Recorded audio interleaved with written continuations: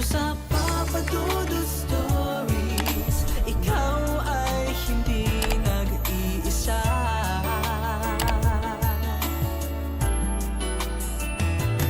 Dito sa Papa Dudut Stories, may nagmamahal sa'yo. Papa Dudut Stories. Papa Dudut Stories. Dear Papa Dudut, sa lahat po ng mga nakatutok ngayon, huwag pong kalimutan mag-like, mag-share at mag-subscribe. Maraming salamat po sa inyong lahat.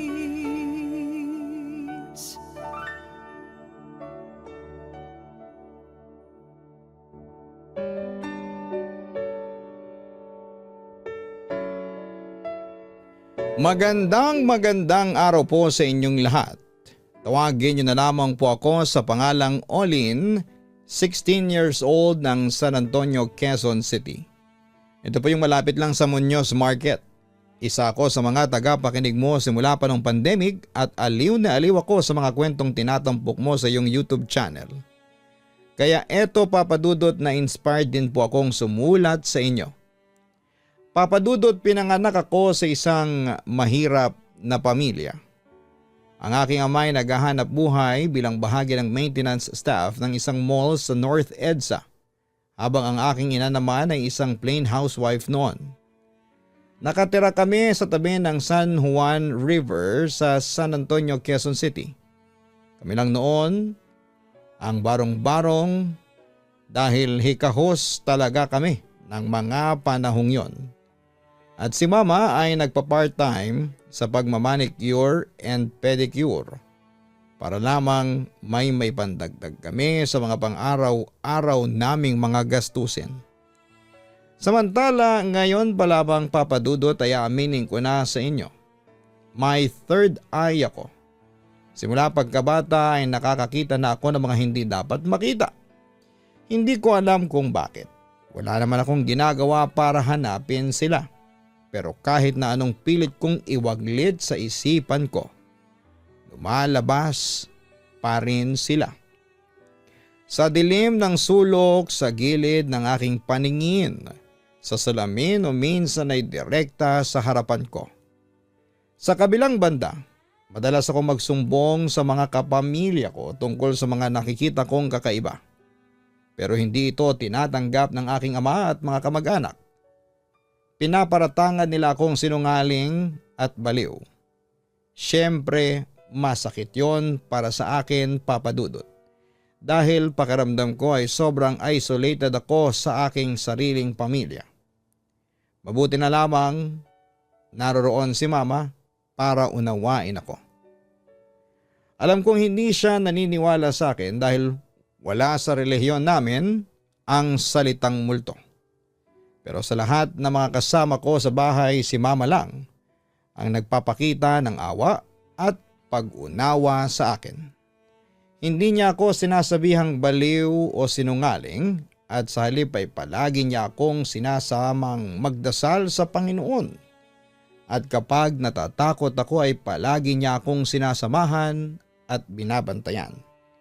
Kahit na hindi siya naniniwala sa mga nakikita ko ay nararamdaman ko pa rin ang kanyang pagmamahal at malasakit. Babalik tayo sa third eye, Papa Dudut.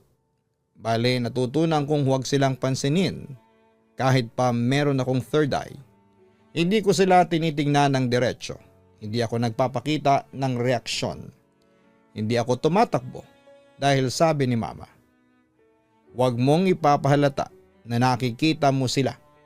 Dahil kapag nalaman nilang may kakayahang kang makita sila ay mas lalo kanilang guguluhin.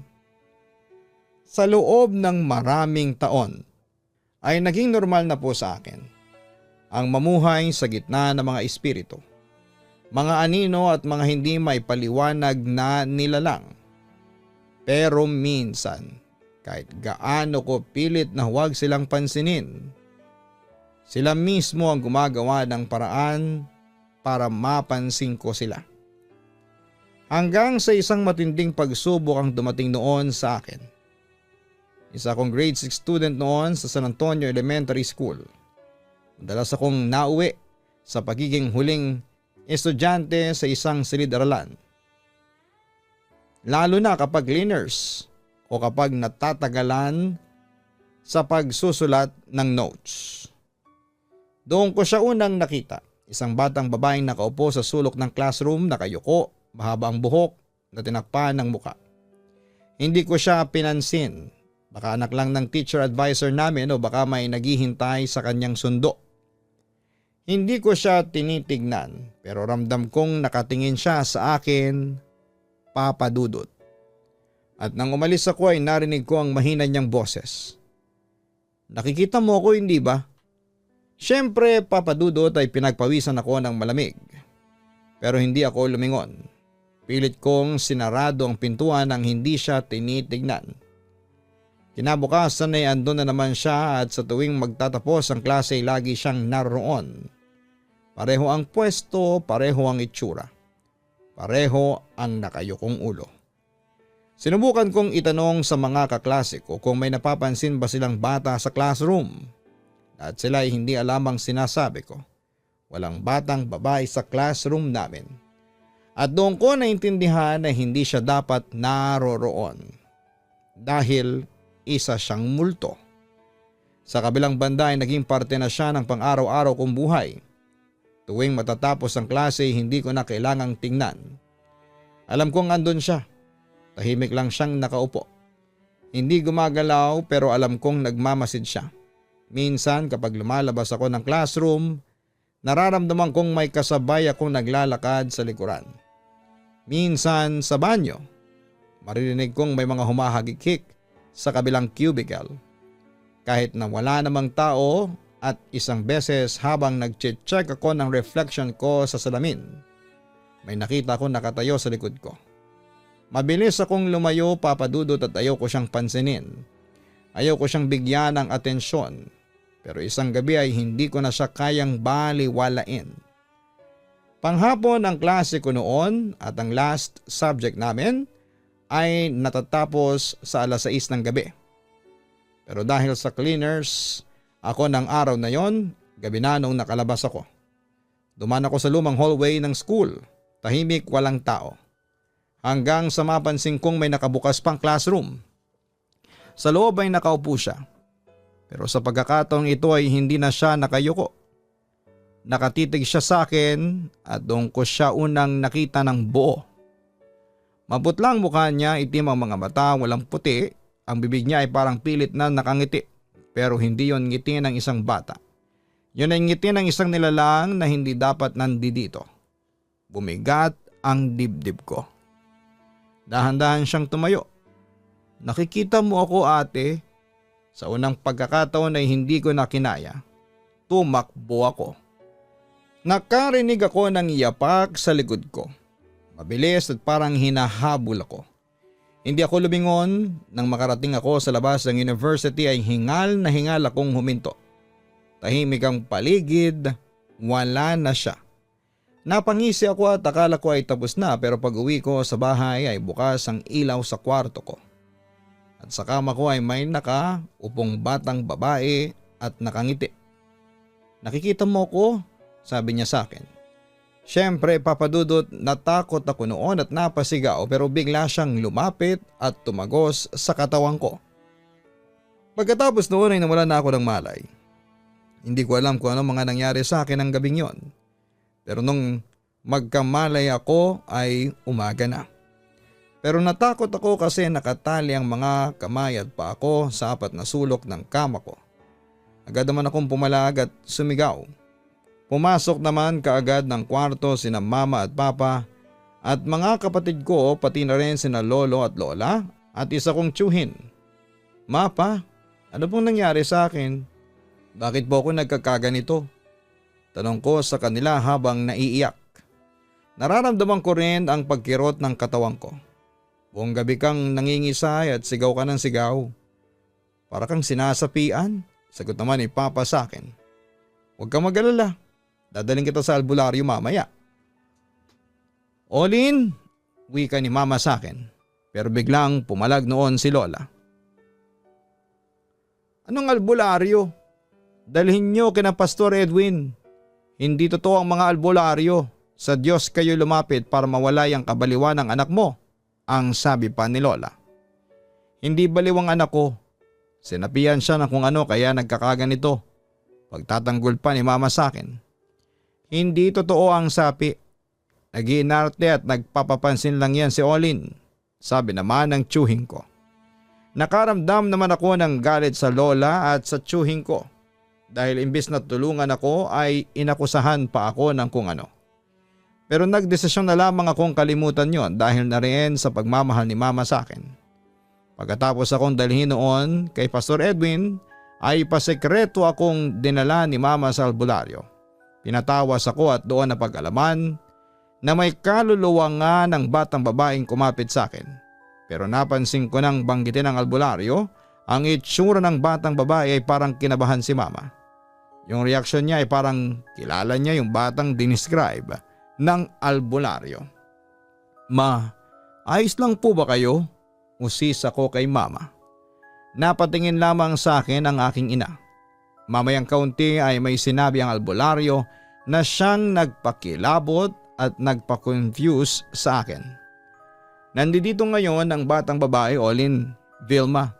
Pero may sinasabi sa akin ang bata na ikaw raw, Vilma, ang ina niya. Kaya hindi niya mahiwalayan ang anak mo kasi gusto niyang mapalapit sa iyo.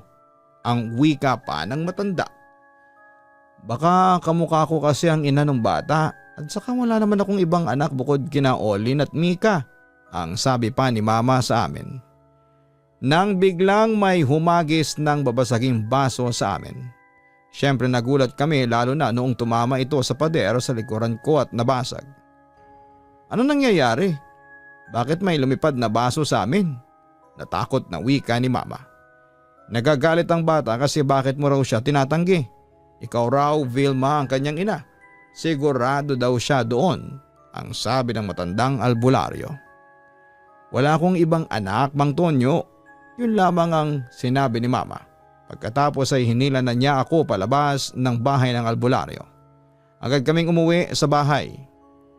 Ano nangyari ha, Vilma? Bakit parang namumutla kayong dalawa ni Olin? Saan ba kayo pumuntang dalawa? Nagtatakang usisa ni Papa sa amin ni Mama. Hindi sumagot si Mama at sa halip ay nagtungo ito sa kwarto at nagkulong. Naiwan naman ako sa sala at sinabi ko kay Papa ang nangyari noon kasama ng albularyo. Wala namang reaksyon si Papa dahil hindi naman siya naniniwala sa albularyo o sa multo dahil nga sa relihiyon namin. Sa kabilang banda ay nagtaka naman ako bakit biglang gumaan na ang pakiramdam ko. Na parang nawala yung nakasampa sa likuran ko. Parang ganon ang feeling. So ayon, hinayaan ko na lamang. At simula nung madala ako sa albularyo, hindi na nagparamdam o nagpakita sa akin ang batang babae na una kong nakita sa eskwelahan namin. Lumipas naman ang mga buwan at naging maayos naman ang buhay ko. Bagamat nagkaroon ng problemang pinansyal ang pamilya namin, hanggang sa narinig ko na lamang na nagbabalak si Mama na maging domestic helper sa Dubai. Alam ko dati na ring DH si Mama nung dalaga siya dahil minsan niya yung naikwento sa akin.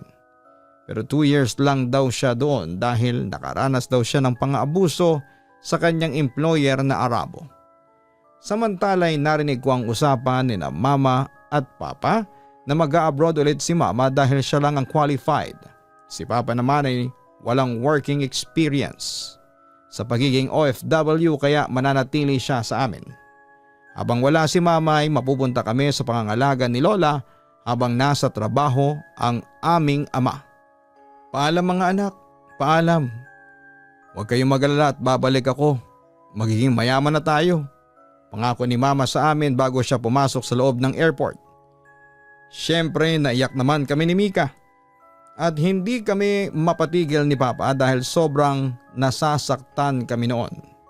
Pero sa huli kailangan din naming intindihin ang lahat. Fast forward. Makalipas lamang ang 9 na buwan ay biglang umuwi si Mama sa Pilipinas nang hindi nagpapasabi sa amin. Kaya laking gulat namin noon nang makita namin siya sa labas ng aming pintuan. Bakit bigla kang nakauwi? Ano nangyari sa iyo? Tanong ni Papa sa aming ina. Mamaya ko na lang ipapaliwanag sa iyo, Roger. Mahalaga ang buhay ko.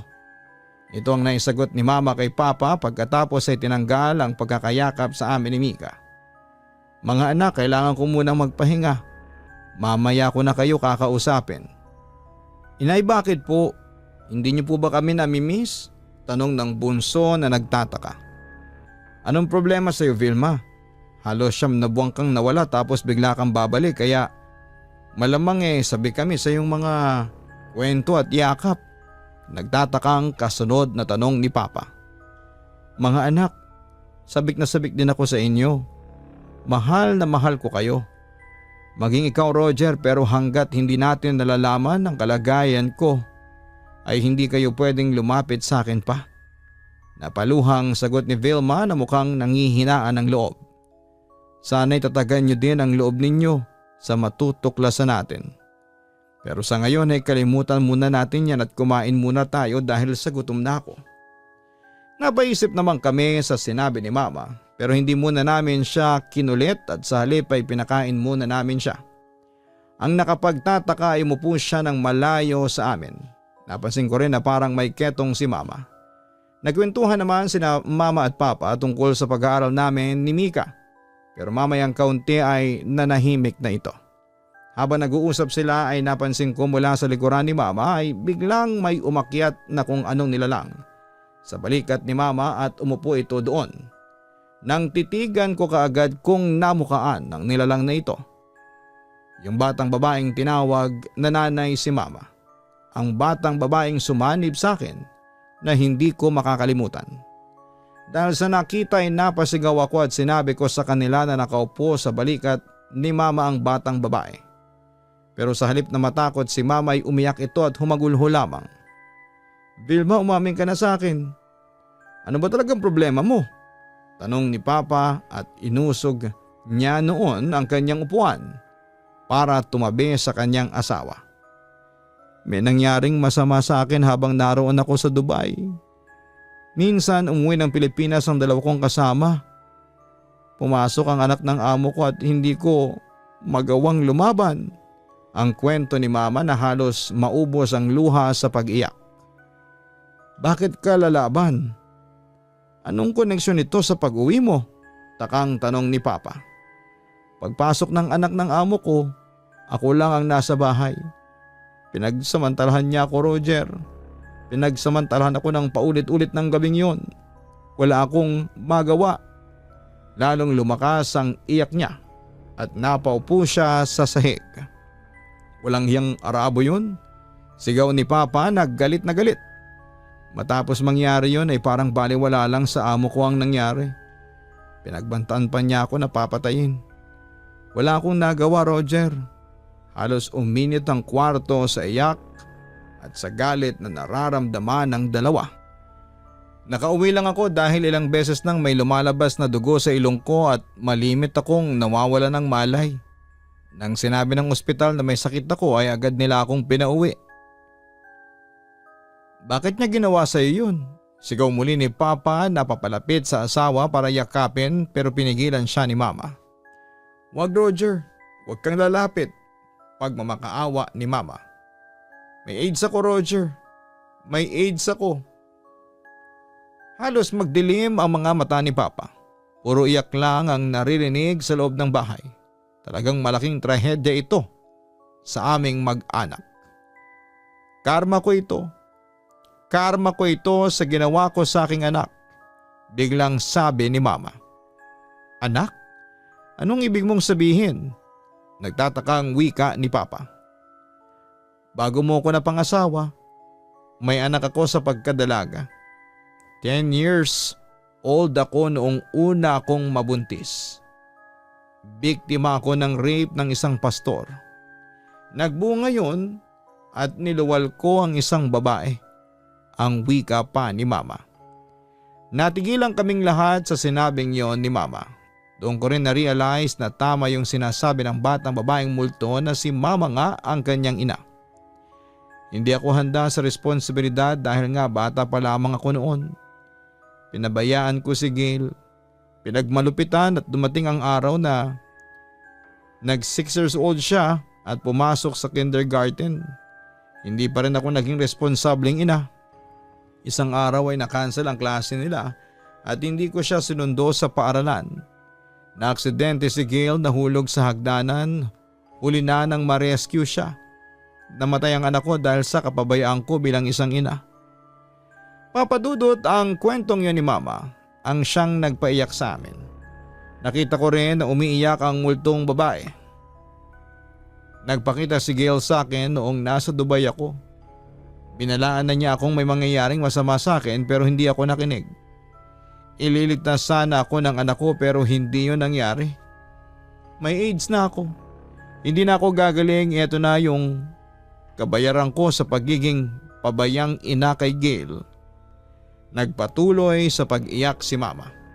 Niyakap naman siya ni Papa, sumunod na rin kami ni na Mika pero pinalayo niya kami dahil baka mahawa daw kami. Pero sabi ko hindi naman nakakahawa ang AIDS sa pagyakap. Kaya sa huli niyakap pa rin namin ni Mika ang aming ina.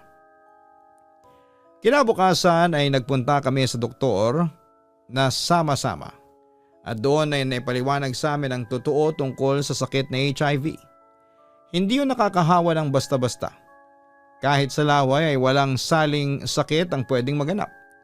Iwasan lang dapuan ng sakit dahil malamang na mahirap o hindi nagagaling ito. Nagkaroon ng pag-asa na maging masaya ang aming ina. Naging normal ang buhay namin lalo na noong managinip si Mama na kasama niya si Gail, ang kapatid namin. Pinapatawad na ako ni Gail. Sabi niya sa akin yun noong nagpakita siya sa panaginip ko.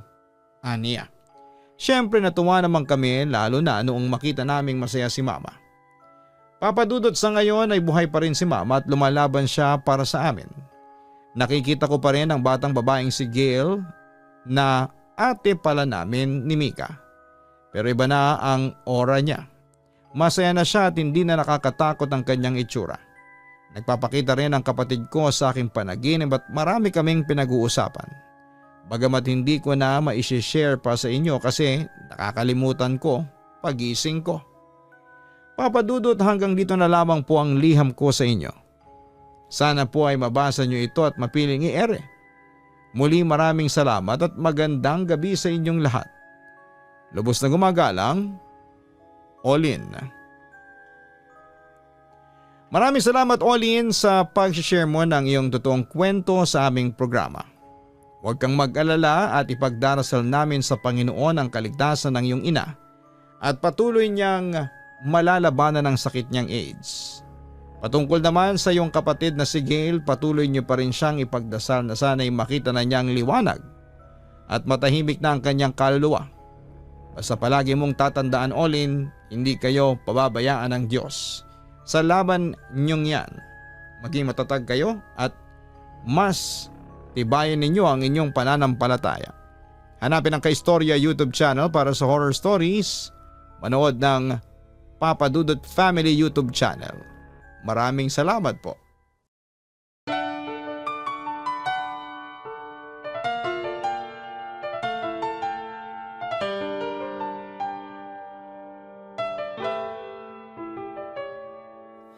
Ang buhay ay mahiwaga,